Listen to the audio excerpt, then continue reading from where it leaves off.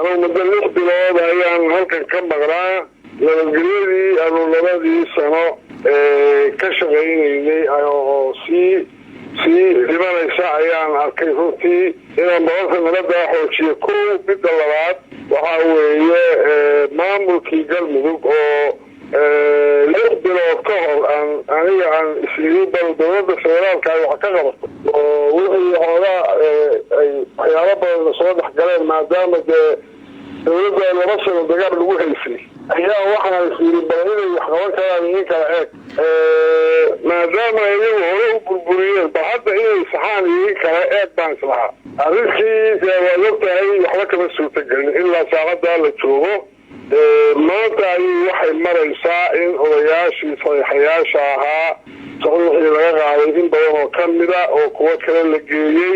waxaa ku sii xigay in hadda ay soo isbaxday in 20 xildhibaan oo ahlu sunnada la siiyey garanay oo hadda ayaga waa la magacaabay wax dad loo jigaayo noola muuqdaanay 69 kale oo liis ku qoran in la rabo qaaway bari in laga saxo odayaashii waa gartay ama aan laga saxiixin ayagoo saxiixin waa gartay marka inta aadan qaadan go'aankan ah inaad wilaayadii kala laabatay wasaaradda arrimaha gudaha federaalka ee Soomaaliya dadkii aad ku wareejisay howlaha galmudug ma la hadashay arrimahan cabashada ay ku soo gaarayeen wax ma ka weydiisay intaad go'aanka qaadan waa weydiiyay mana rabin inaan kala qayb galno ma doonayaan laakiin arrinta ku dhameeyo waxa weeye waxay maraysaa arrinta in la rabo bariyo saa dambe in 69 xildhibaan oo hadda liis ku qoran ayagoo odayaashu saxiixin ama laga saxiixo xoog looga saxiixo ama si dadban looga saxiixo la faafiyaa la doonaya taasina suurtagal ma aha mid galmudug ku dhismaysana ma aha galmudug dhibaatada ugu weyn waxa weeye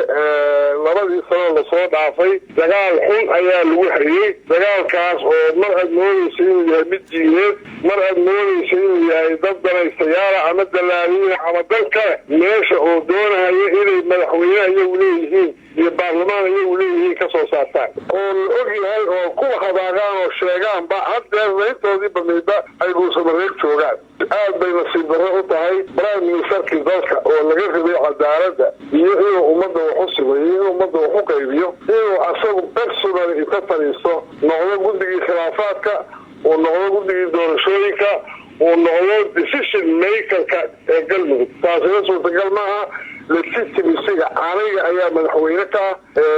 galmudug in wax aan dhisa mooyaane wax kale oo meesha ka socon karaana ma jirto ayagoo burbursan oo nabad la oo dhibaato oo kala maqan ayaan waxaan aniga gaaray inaan sagadeedii qaar bixiyo waa gartay si galmudug u soo aruurto mid u noqdo midnimadii aan ka shaqaynay oo intaas aan ka soo shaqaynayay oo ayagoo lagu gacmaha la yaxayo aan ka shaqaynayay ilaahay wuxuu qadaray in dadkii qaadan waayeen dadka qaarkiis qaadan waayeen arrintaa oo ay u leeyihiin weyday ama xag diineed ha noqoto ama xag siyaasadeed oo ah waxa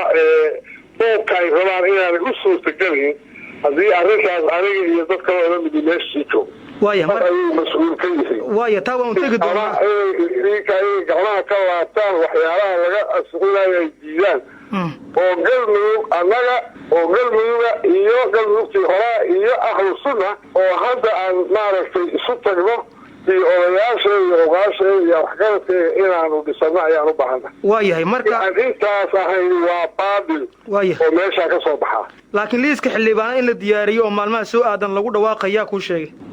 taas waa wax la ogyahay waan ogaan doontaa haddaan hadda ogeyn wala joogaan odayaasha hortooda kula hadli karaa waa la hadli kartaa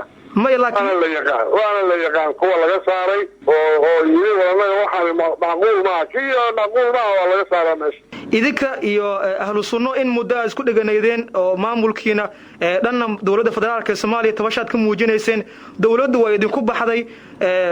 dhan bay kula heshiis adiga oo walaayadii waad ku wareejisay waxa dambe ma ahan markii ugu horeyso oo aad leedahay dawladda federaalka Soomaaliya waan kala laabtay walaayada markii labaad maxaa soo celcelinaya arrintan marka aan kala laabashadii hore weeyamada ku taaganaya ma aha oo markii hore ma aanan hirgelin sababtoo waxay ahayd inaan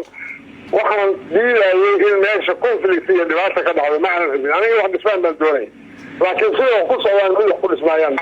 waaya madaxtooyada aad ku shaqaynaysa waxay ku taalaa magaalada Dhuusamareeb hadda waxaad ku sugan tahay magaalada Gaalkacyo maxaadan u tagin magaaladii aad ku shaqaynaysay oo caasimada Galmudug oo go'aankan aad kaga dhawaaqday Gaalkacyo aadan uga sheegin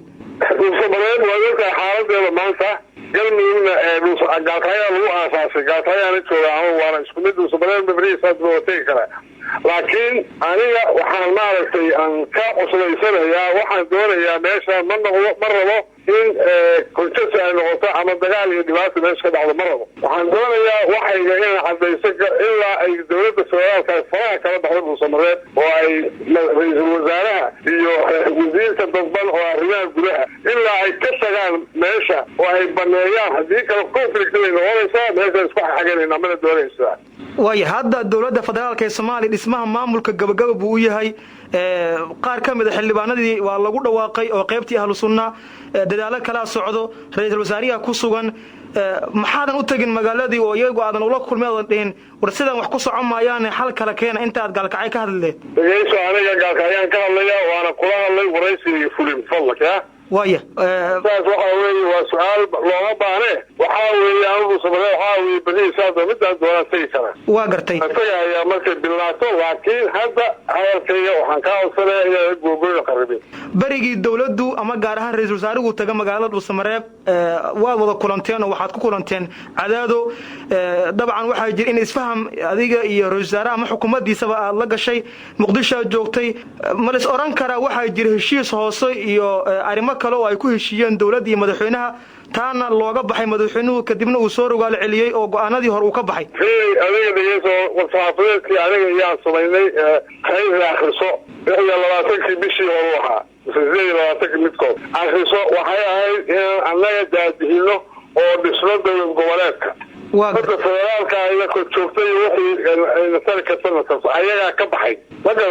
waa gartay ma jira in heshiis hoose aad gasheen wax heshiis aan galo kala ma jirto inta baan ku heshiinay